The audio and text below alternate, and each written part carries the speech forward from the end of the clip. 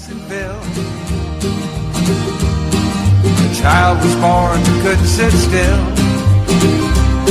86 years later with no regret. You know that man can't sit still yet. The Great Depression couldn't get him down.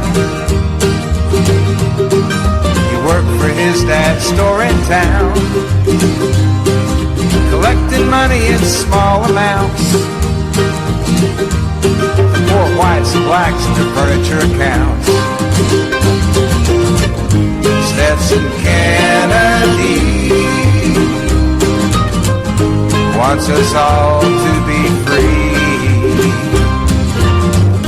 Stetson Kennedy wants us all to be free.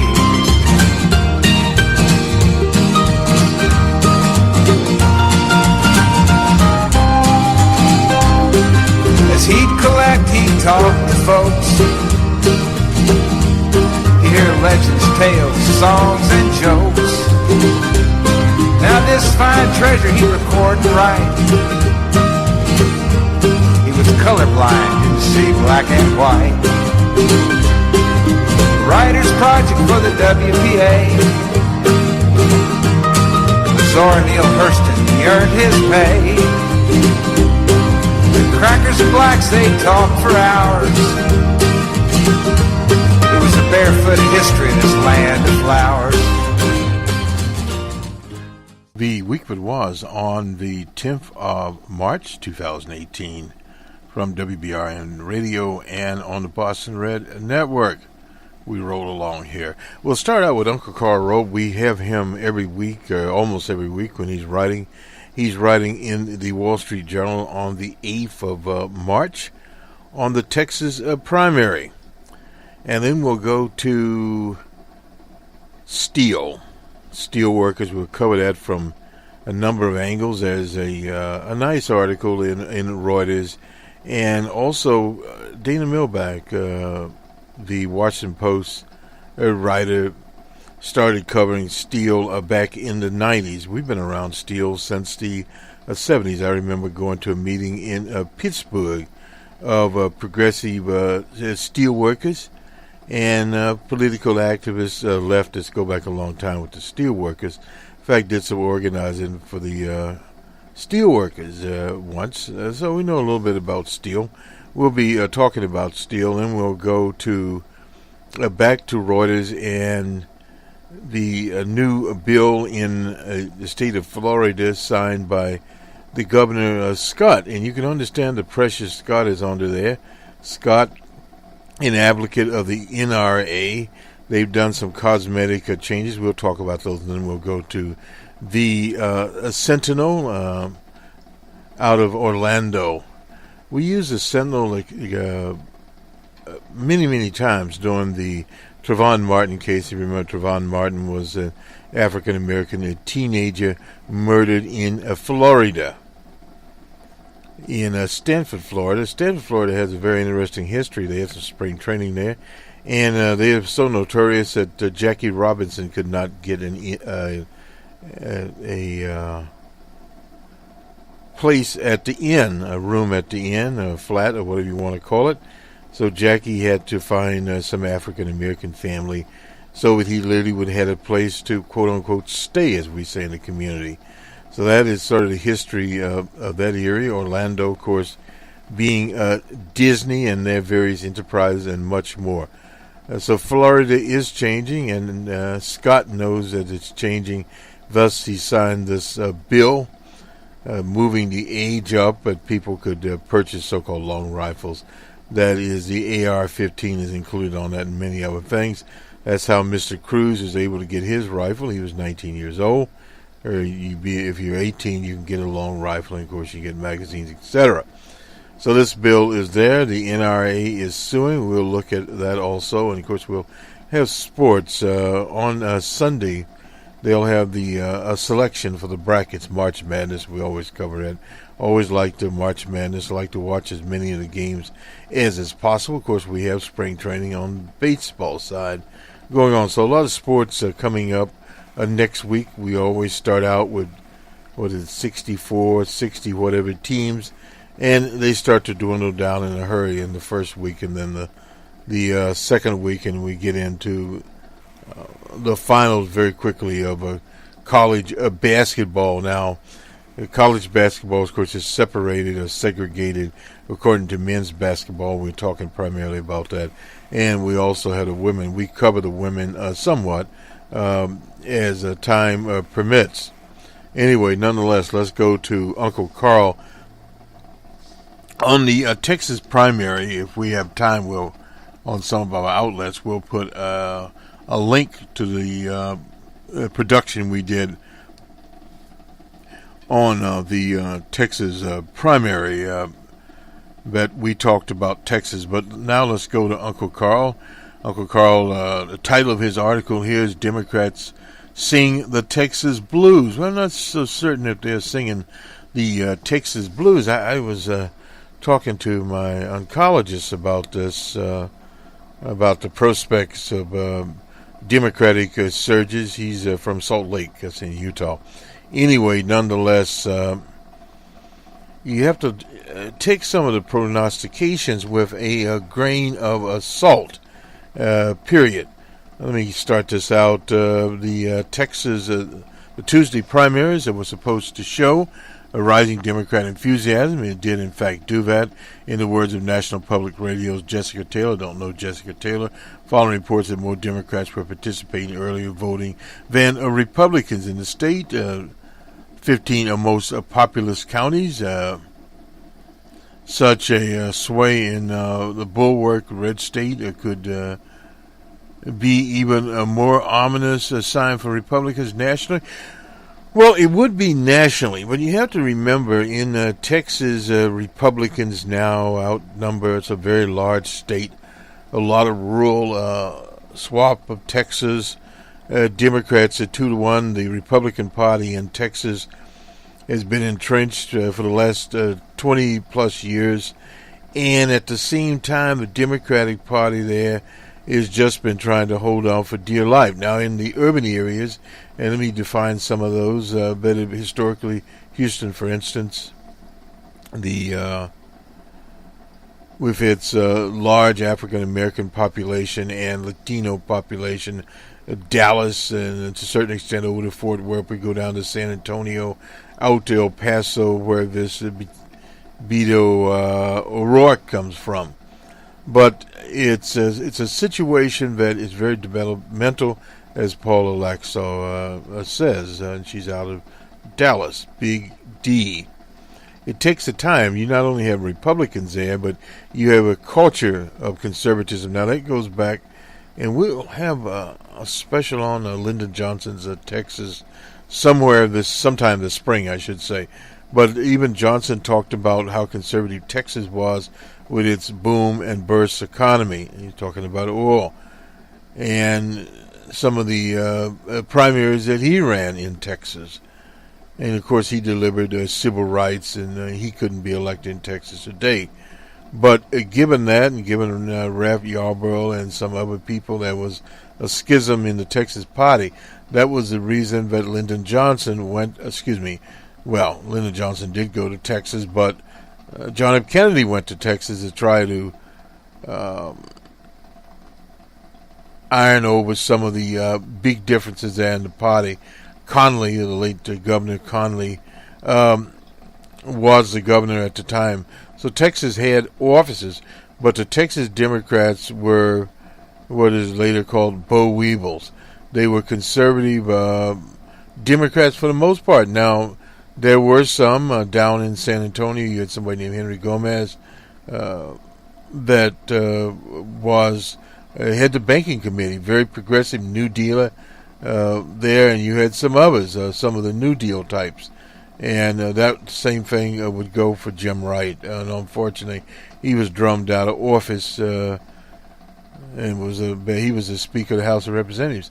And he was caught up, incidentally, in this voting scheme, but you have to have your photo ID. Well, Jim Wright, at the time, 90 years old, had quit driving. So he did not have his up-to-date ID. He had to go get one. And this is a man who had been Speaker of the U.S. House of Representatives and a teacher at the time at various Texas universities. Jim was out of, I believe he still lived in Fort Worth. But anyway, that sort of shows you the sorry state of affairs in the state of Texas. And when you have a long dry spell, as they have in Texas, the party had to completely rebuild. And much of the rebuilding of the Democratic Party in Texas has been done by progressives like Beto O'Rourke. Bernie people, now it was a big schism, a big fight between the Bernie people and these Bo Weeble type Clinton Democrats in Texas that still control a big part of the party. Now, this is not what Uncle Carl tells you. Let me go on with this. She was not alone. The New York Times' Nate Cohen suggested that surging Democrat tallies in early voting may be a sign that Texas may emerge as a fairly competitive state in the midterm election. Vox Tara Gorsham wrote that the Democrats hope to make Texas blue. Well, at least they hope to make, or at least purple. She's right about that. A mass surge in voting enthusiasm is giving them hope. But all of these vote tallies, it turned out to be a case of never mind, as Glenda Ratner used to say when on the Saturday Night Live situation. Not only did Texas Republicans, 804,000 voted earlier than Democrats, 565,000. Well, one of the situations has been in Texas, you have a lot of elderly people there, and they always vote early. That has been a tactic of the Republican Party in Texas. More Republicans than Democrats turned out on Election Day. There were 1,548,674 Republicans, the GOP's highest midterm turnout ever. Well, because the GOP party had the basic funds from the Koch brothers, etc. The governor of Texas, Wheelchair Abbott, which is a weak governor, is sitting on at least $43+ million in the bank. Now, let's see, compared with $1,037,000 here for the Democrats.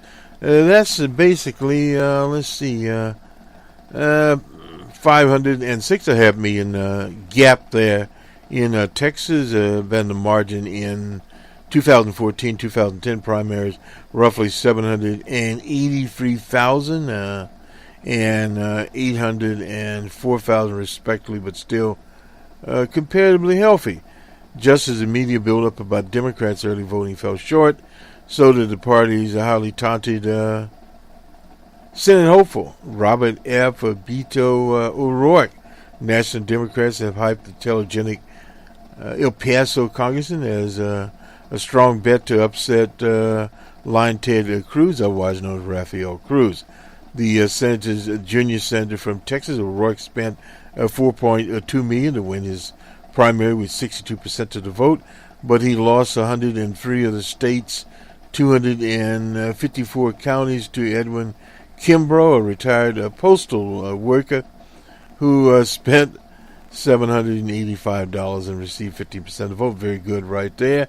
And also Selma Hernandez, who spent nothing, zappa, nada, and still got 24%, and did have a Facebook page. Cruz received twice as many votes in his primary as O'Rourke. No doubt about that. He would have. He's been around, and the Republican Party in Texas has a machine. Now, there's 254 counties, a lot of counties there, but there's a lot of rural Texas where O'Rourke lost, no doubt. But his name has been out there forever. In fact, O'Rourke found a T-shirt or something with Beto on it when he was a kid. So there's nothing new about that. It has been 24 years now. This is where it's very important. Since Texas Democrats won a statewide race, absent a major Republican scandal, they will continue the losing streak. this year, the statewide ticket is lackluster, with the exception of O'Rourke. Underfunded. The House-level Democrats hope to win 3 districts, won by Hillary the Monster Clinton, now held by Republican incumbents as well. Some of the 6 seats opened up by GOP retirements. Here again, the primary results are not heartening for the Democrats. 2 Clinton congressional districts, the 7th in Houston represented by Culberson, and the 32nd in Dallas held by Pete Sessions. This has been one of those back and forth ball type districts for a very, very long time.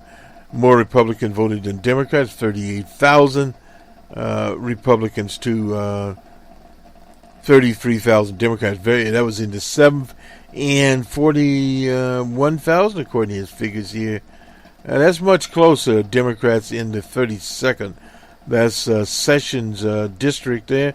Clinton carried both districts by less than 2 percentage points. Well, that kind of tells you the story right there. Very, very close race. And in a presidential year, you're going to have more. Moreover, no Democrat won a majority in Iowa district, forcing a runoff in May the 7th. In the 7th, that is Sessions. Let me hold a minute here. Yeah. Liz Fletcher, Panel Fletcher, the Democratic Congressional Campaign Committee targeted Moser with an oppositional research dump, arguing that she was too liberal there. But the journalist, she is Laura Moser, endorsed by, and this is plays out by a revolution, that's Bernie Sanders' organization. And the attack backfired. Moser was trailing Fletcher in early voting before the Democrat assault, but won more votes amongst those who turned out on Election Day. So, Fletcher,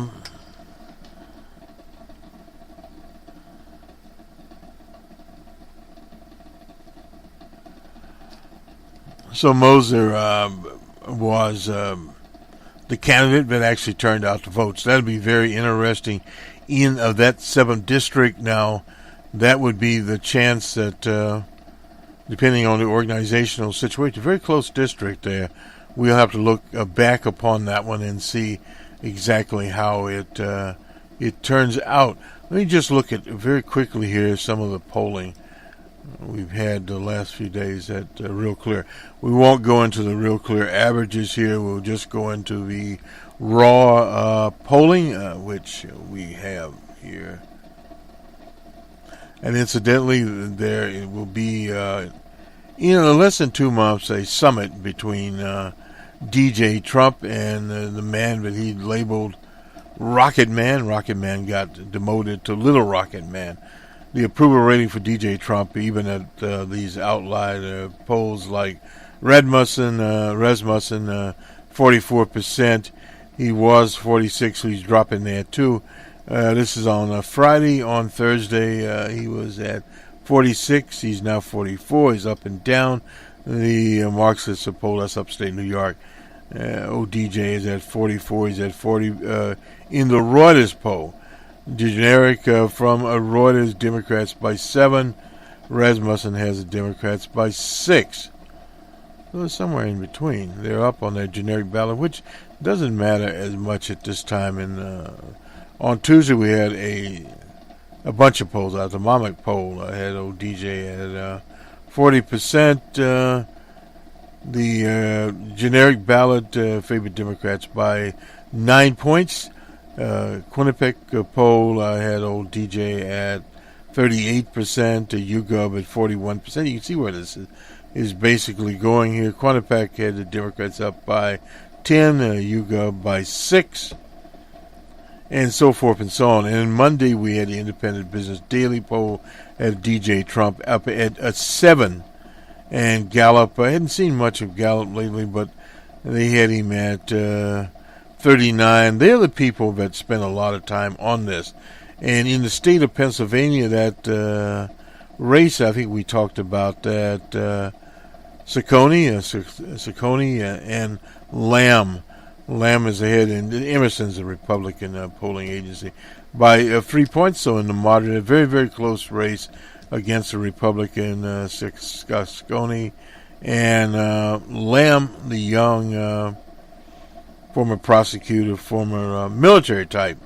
That'll be an interesting, that is in Philadelphia 18th. So that's some of the polling. You can see where this is driving to. And we'll get into steel here. We'll start with Reuters. Have what's called roll steel. Steel industry has changed. And they talk about Mick Lang, has been a steel worker for almost 40 years, voted for DJ Trump in hopes that he would bring a renaissance for the long-suffering steel industry. Now he worries Trump's tariffs imposed on the metal could cost him his job. Well, that's what basically happens when you have opportunities. This is not what I voted for. I voted for Trump because I thought he would straighten things out, nor do things did not do something like this. Old Lang is 59 years old, a third-generation steel worker, whose son also works at the same mill in Fario. That's in western Pennsylvania, Mercer County. The county voted for them Republican candidates, Trump by 24% in 2016. Some Republican strategists say Trump's tariff appeal partially to be timed to sway voters in Pennsylvania steel country, where a special election is being held for the House. That'll be next Tuesday. We just talked about that one. Trump's scheduled to visit Moon Township. That's 60 miles southwest Farrell. I think that's how you pronounce it, Farrell.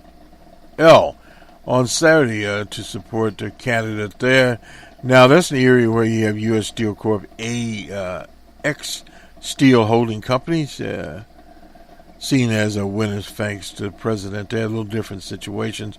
One of the steel companies is opening up a closed, restart one. Idle blast furnaces. And the Illinois plant, that's U.S. Steel, 500 jobs there.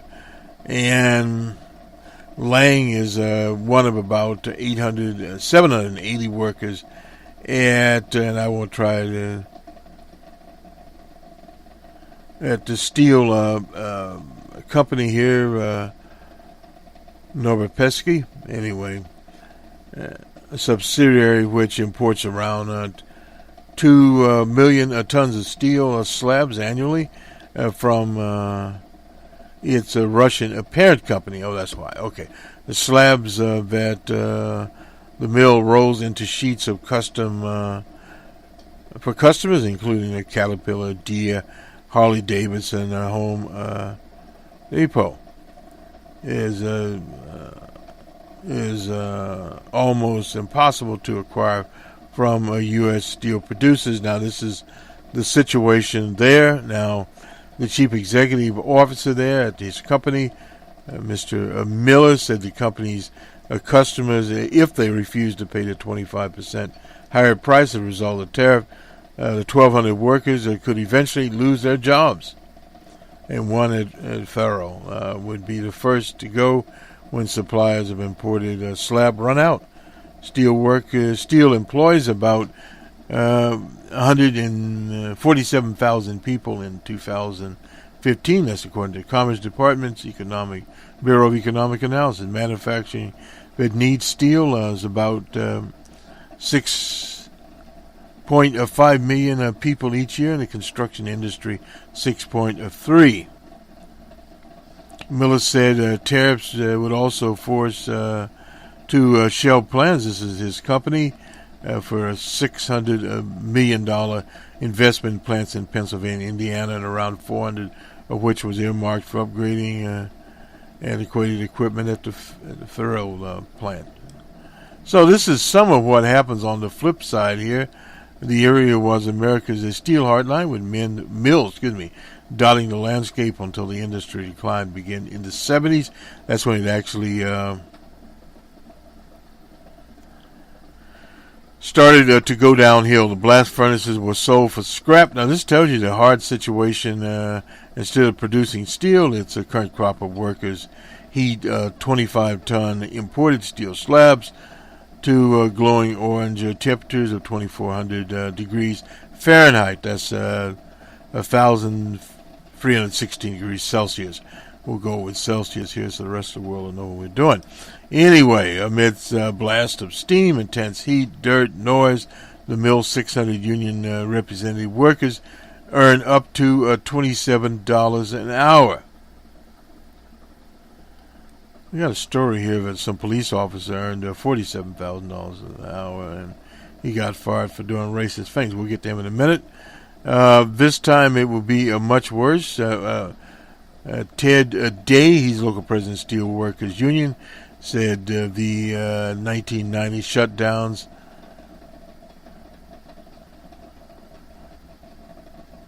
convoluted the community and resulted in suicides and divorces. It could be much worse who experienced both shutdowns. Steel customers ranging from GM to Campbell Soup and Molson's brewing company there. He just talks about the town, a very small town. A third of what it has less than 5,000 people. A third of what it had in 1920. That's a long time ago. As of June 2017, there were around 11,000 steel jobs in Pennsylvania, 2% of the state's 548,000 manufacturing jobs. Mercer County has a 5.5 unemployment in December, above the state's rate of 4.8. And national 4.1. That's good for Pennsylvania, because Pennsylvania was in the 10 plus for a very, very long time. Let's move on here. We're going to go to the Washington Post now. And, Dina Mielbach's article here. 26 years ago, he covered steel. As the governor obligated a young reporter on the steel beat for the Wall Street Journal, cautioned that tariffs could ultimately do the industry more harm than good, because the real threat to steel wasn't foreign competition, but a changing technology, and that is true. This was 1992. The administration imposed tariff barriers. Was George H.W. Bush, a young steel reporter, was me. 26 years later, what old is new again. The industry's fortunes have waxed and waned with the economy and the price of steel. Protections came and went, but the steel jobs continue to vanish. That's because the jobs lost have nothing to do with imports. That is actually true there. Trump is playing the charlatan, is telling steel workers he'll protect their job with his 25% tariff made official on Thursday on all imports, but those from Canada. We've got lots of great jobs back. Then he yields election to Scott Satcherich, a local union president from Pennsylvania, who said his father, Herman Satcherich, had been a steel worker, but during the 80s he lost his job due to imports into the country. Replied, your father is looking down. He's very proud of you right now. And the man said, well, he's looking down. The man said that he's still alive. Not only did Trump kill off poor Herman Sautrich, I hope I pronounced his name right, but he also doomed the dream of another generation of steel workers. The elder Sautrich probably didn't lose his job because of foreigners, nor do steel workers today. The U.S. has been a net importer of steel for 6 decades. That is 60 years. It imported more than 20% of its steel through much of the 1980s. The imports Finished steel today remain in the ballpark of 25%. Imports in 2017 of 29.1 billion metric tons, identical to 30.5 billion in 2011. What's changed for the American consumers is far less steel, more than half as much per capita as in the 70s. Improved technology means automobiles, and that's true, they're using more different types of alloys than steel. At the same time, improved steel production means the industry requires less labor. Steel production is down by a third since 1970, but employment is down by 3/4. These changes were well underway when he arrived in Pittsburgh. This is Dana Mill back in 1990, my first job after college. And he goes on to say, I wrote about what is displacing them, mini mills. And this is where this guy Lang worked. These electric arc furnaces that melt scrap metal, use only a third as many workers to produce a ton of steel as the old integrated producer with iron ore and coke blast furnaces. Different technology here. I wrote in February 1993, noting that some expected Nucor, the leading mini mill, to replace U.S. Steel as the nation's largest producer in 2000. Nucor did become the largest steel maker, and the entire industry became less labor intensive. The Associated Press reported last week that U.S. Steel producers require only 1.5 persons per hour to make a ton of steel, down from 10 in 1980. Electric furnaces make up 70% of steel, and that means it's much, much cleaner, up from less than 30% when he covered the industry at the time. So in other words, 40% is on when he was in Pittsburgh 28 years ago. As a result of radical shaking of the steel workforce, despite various attempts to restrict import voluntary agreements in the 80s, duties in the 90s, more tariffs in 2000, none was effective because imports weren't the problem. And see, this is 26 years later after I walked among the ruins of Mo Valley. Trump continues to lie to steel workers about their jobs are coming back. This is a very important situation here. That is what is happening. Another interesting article we saw here, we won't cover it today. We'll have another special on UFOs and the military in honor of a late great partner, Jerry Pippin, who covered that subject extensively. Now let's go to Reuters, and the governor in Florida, Mr. Scott, signed a bill imposing a 21-year-old age requirement and 3-day waiting period. That's nothing new right there. Within hours, the NRA filed a suit. Consistent with the minimum age nationally for handgun purchases, violates the U.S. Constitution. Be interesting to see how that's briefed. Swift action in the Republican-controlled State House when the powerful NRA gun lobby organization has always held sway was propelled largely in part by extraordinary counter-lobbying waged by young survivors. And young people are out there. Many of these young people will be able to vote this time around, but all of them will be able to vote in 2020. The NRA filed suit in Tallahassee in federal court down there, saying that barring adults under the age of 21 from buying rifles was unconstitutional, violating both the Second Amendment and the 14th Amendment, equal protection under the law. That's an interesting argument there. The statement issued by the NRA is derived of the higher minimum age and new waiting period as a prescription that punishes. That's the same old scam. Law-abiding people, 5 states, Alabama, Kentucky, Pennsylvania, Rhode Island, Utah have seen so-called red flag bills introduced since the murder massacre in Florida, making it easier for police to confiscate weapons from persons posing a threat of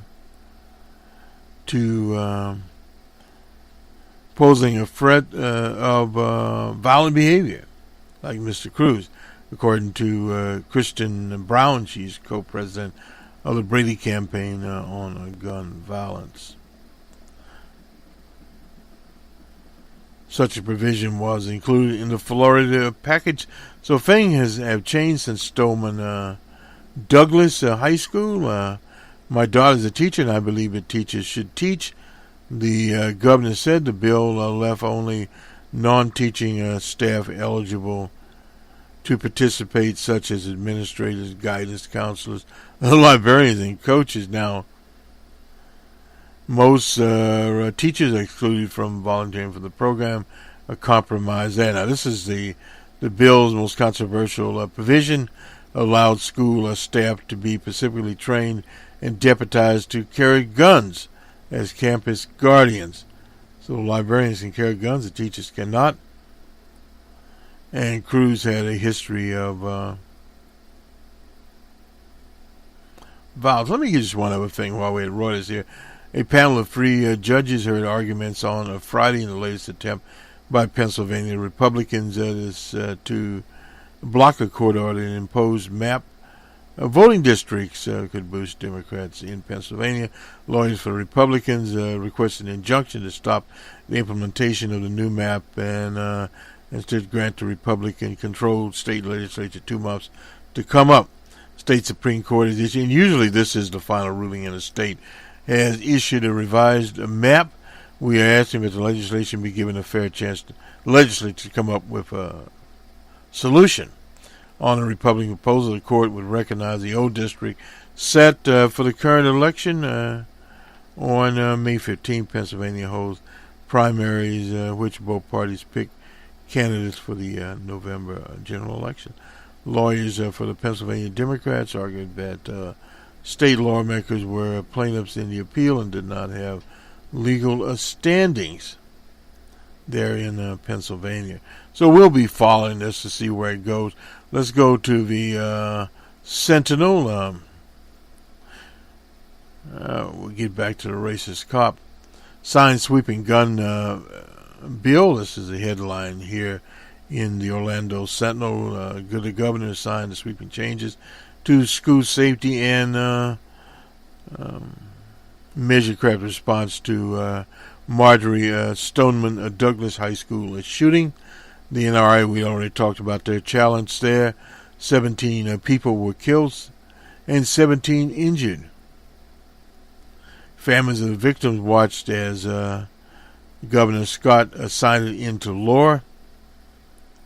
It allows the arming of a staff. We already talked about the measure provides $40 million for mental health and school safety programs. It established the Marjorie Stoneman Douglas High School Public Safety Commission, which investigates systematic failures, which will in the Parkland Parkland school. It requires every school in Florida to have a threat assessment team to meet monthly. It creates a new legal process to take firearms from people who make violent threats to themselves or others. I think law enforcement officers should be the ones to protect our schools. Scott disagreed with the beginning, from the beginning of arming them. His daughter is a teacher. There's $67 million earmarked for the coming year, but it's unclear how much will be used. Superintendents at the largest school districts, including all of South Florida, have already said they will not arm teachers. They could hire more police. Anyway, let's see. The bill traveled a peerless path to get to the governor passing the Senate by literally 2 votes, 20 to 18. The House by 17 votes, 67 to 50. Democrats and Republicans came down on both sides of the legislation.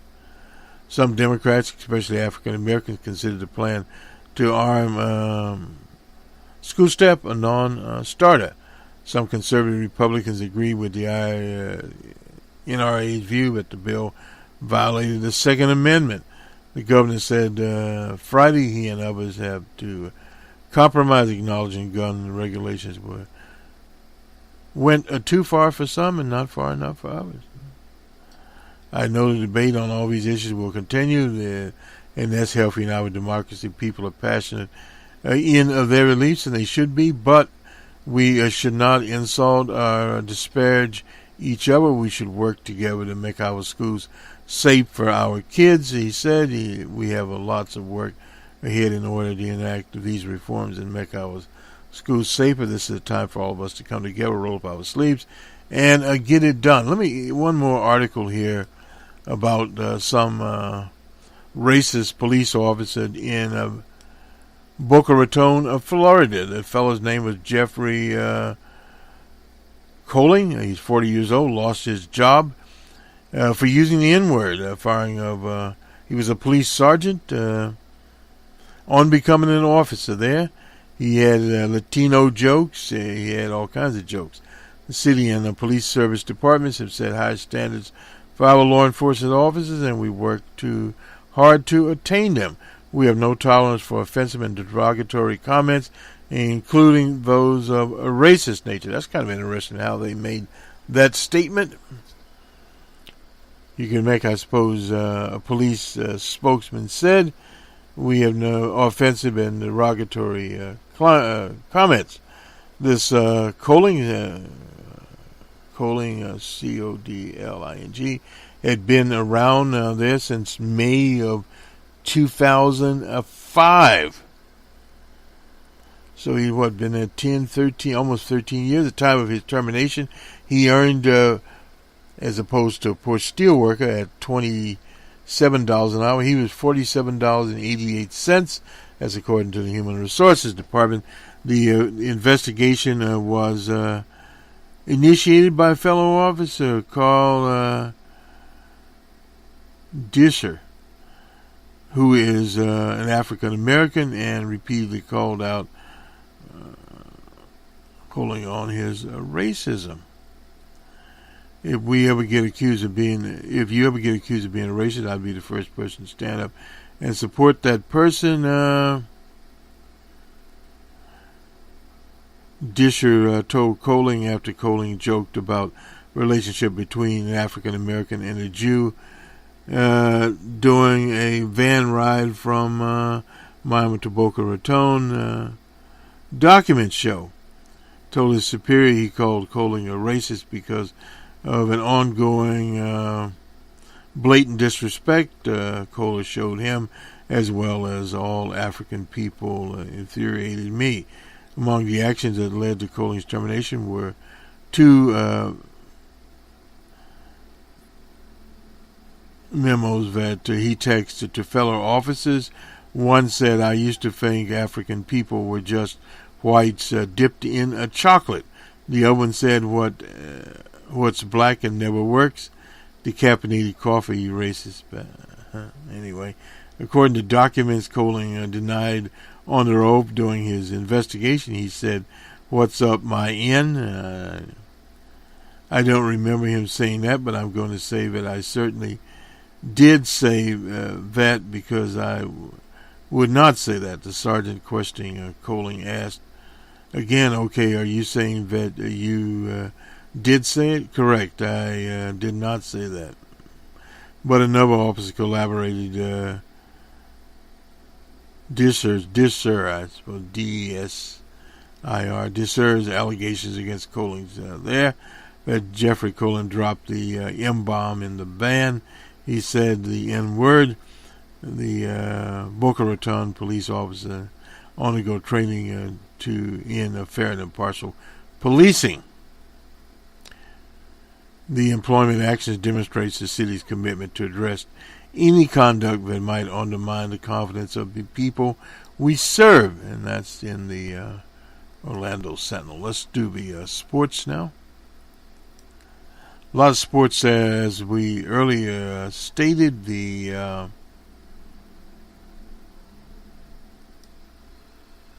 March Madness selection process will be on Sunday, and we'll cover it. The Bulls and Pistons. Pistons 99-83. This is in Detroit. The Hawks and Pacers in Indiana. Pacers 112-87. The Rockets and Raptors. The Raptors 108-105. The Jazz and Grizzlies. The Jazz 95-78. The Knicks and Bucks in Milwaukee. Bucks 120-112. The Wizards and Pelicans in the Big Easy, but the Wizards still 116-97. The Lakers and Nuggets in Denver. It was all Nuggets. Nuggets 125-116. The Warriors and Trailblazers out in Portland. Trailblazers 125-108. The Magic and Kings. Kings 94-88. And the Cavaliers of Cleveland were in Los Angeles. Clippers 116-102, and that is the NBA. And we have to keep going back here a little bit. Oh, wait a minute. Major League Baseball scores, our favorite part of this presentation. The Mets and Tigers 4-4. The Pirates and Phillies. Pirates 5-4 in that contest. The Red Sox and Marlins. Marlins 5-4. The Twins and Rays. Twins 4-3. The Orioles and Blue Jays. Blue Jays 8-5. Blue Jays had 10 hits, 3 errors, and the Orioles 8 hits and 1 error. The D-backs in the Royals. D-backs 7-2. The Athletics and Brewers. Athletics shut out the Brewers 2-0. And the Cubbies got their little winning ways still going here. Cubbies 6-1 over the Angels. And the Royals and Dodgers. Dodgers 6-4. The Mariners and Giants. It was all Giants. Giants 10-7. The White Sox and Padres. The Sox were shut out by the Padres 2-0. Cleveland and the Rockies. It was Cleveland 8-5. The Yankees in Atlanta. It was Atlanta 3-1. The Cardinals and the Astros. Astros 4-2. The Rangers and the Reds. Reds 6-3. And that is spring training baseball. On to college basketball. Look at some of the games here. Number one, Virginia. It was all Virginia 64. It was a close game. 64-58 over number 19 Clemson. Butler and Villanova. It was Villanova 87-68. One of our favorite professors used to be at Butler. It was Butler College at that time. A man named Elijah Jordan wrote a famous book, Business Be Damned. And in overtime, Providence, the Friars, and Xavier. Friars pulled that one out 75-72. Number 12, North Carolina, and Duke. North Carolina beat Duke 74-69. Saw a little bit of that game. SMU and Cincy here. 61-51, 10-point game there. Kansas State and number 9 Kansas. It was all Kansas 83-67. Wichita State, the Strikers and Temple. Wichita State 89-81. Mississippi State and Tennessee. Tennessee 62-59. West Virginia and Texas Tech. West Virginia is 18, Texas Tech 14. Anyway, 66-63 West Virginia. And in overtime, UCLA and Arizona. Arizona 78-67. Alabama and Auburn, cross-state rivalry going on there. Alabama 81-63. Wasn't much of a rivalry. But Auburn was ranked 16. Alabama's on rank. UCF and Houston, number 23. It was all Houston 84-56. San Diego State and Nevada. Nevada was 22, but San Diego State 90-73. Arkansas and ranked 23 Florida was Arkansas 80-72. And VCU and number 25 Rhode Island. It was Rhode Island 76-67, and that is the end of men's college basketball. And we look forward to the brackets. We'll try to get our brackets straight. Usually don't. Anyway, the Red Wings and Blue Jackets. Blue Jackets 3-2 over the Red Wings. The Flames and Senators of Ottawa. It was the Flames 2-1. The Ducks and Stars. Stars 2-1 over the Ducks. And the Wild and Canucks. The Wild pull that out 5-2. Wild of Minnesota. And the Vancouver Canucks. This will do it for us on the same Boston Red channel. We'll have a Numbers Man, which Numbers Man is our macroeconomic program. We'll talk about 300,000 plus jobs and other things. We'll talk a little bit about the tariffs that we talked about today. We'll use some of the same material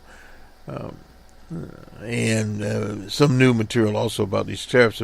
A big part of the quote-unquote Trumpnomics and the jobs, how the jobs are being created, and in what industrial sectors they are. We'll have the latest on that. And we'll also get the open source report. About 50% of it done now. We'll get it done. And what else? Oh, special Sunday programming. It will be the Post Office 2018. We got that more or less. They haven't gotten the can yet, but we'll get it there. And that'll do it. Anyway, nonetheless, have a good weekend, and we'll talk to you here as a Boston Red on Monday morning, the Monday morning quarterback. No doubt there'll be a lot to quarterback with the summit coming up between DJ Trump and Rocket Man, a little Rocket Man, Field Marshal Ung of the Democratic Republic of Korea. I don't know what they'll have Stormy Daniels, they'll throw her in. in between these, and of course the tariffs, 25% to steel, 10% to aluminum or aluminium, whatever you want to call it.